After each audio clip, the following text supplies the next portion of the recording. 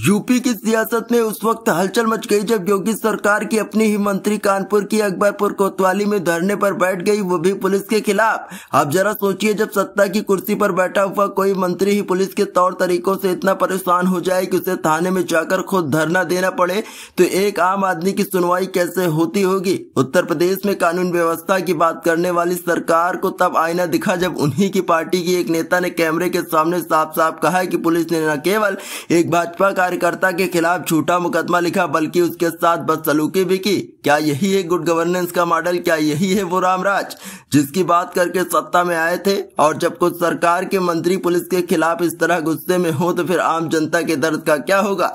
चारों तरफ यही सवाल गूंज रहा है कि क्या उत्तर प्रदेश की पुलिस अब बेलगाम हो चुकी है? क्या अब सत्ता के लोग भी खुद उत्तर प्रदेश पुलिस से सुरक्षित नहीं है? ये कोई छोटी बात नहीं थी। ये वही योगी सरकार है जो हर मंच से अपने पुलिस पर भरोसे की बात करती है, जो दावा करती है कि अपराधी खुद जेलों में घुसने के लिए मजबूर हो जाते हैं, लेकिन जब उन्हीं की सरकार की मंत्री एक थाने के अंदर बैठकर एसएचओ को हटाने की मांग करे तो पूरा ढांचा इस सवालों के घेरे में आ जाता है। मंत्री प्रतिभा शुक्ला ने मौके पर ही पुलिस अधीक्षक को फोन लगाया और तब जाकर अफसर हरकत में आए। आखिर क्यों? जब तक कैमरे नहीं थे, जब तक मीडिया की नजर नहीं पड़ी, तब तक तो पुलिस को कोई फर्क नहीं पड़ रहा था। ये वही पुलिस है जो अक्सर विपक्ष पर लाठीचार्ज करती है, एफआईआर दर्ज करती है, आवाज उठाने वालों को देशद्रोह जैसे संगीन आरोपों में फंसा देती है, लेकिन जब सवाल उठे अपनी ही पार्टी के भीतर तो सत्ता को भी सांप सूंघ जाता है। और इस पूरे मामले में सियासत का असली तड़का तब लगा जब समाजवादी पार्टी के मुखिया अखिलेश यादव ने इस वीडियो को ट्वीट करते हुए सरकार पर सीधा वार किया।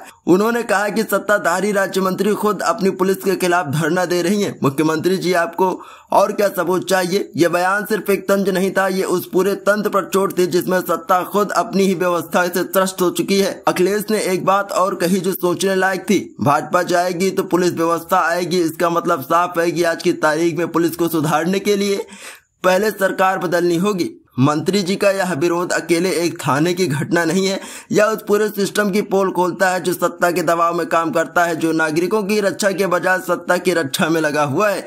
मंत्री प्रतिभा शुक्ला ने एसएचओ पर सीधे तौर पर गंभीर आरोप लगाए कि न केवल झूठा केस लिखा बल्कि कार्यकर्ता के साथ बदतमीजी भी की। उन्होंने कहा कि जब संबंधित इंस्पेक्टर को हटाया नहीं जाता वह धरने पर से नहीं उठेंगे। सवाल यह है कि क्या अब भाजपा कार्यकर्ता भी सुरक्षित नहीं है या फिर पुलिस को यह अधिकार दे दिया गया है कि वह बिना जवाबदेही कि जो चाहे वो करे? और अगर एक मंत्री को इतना संघर्ष करना पड़े तो आम नागरिक की आवाज कहां जाएगी? ये घटना सिर्फ एक थाने की नहीं है, ये पूरे सिस्टम की असलियत है।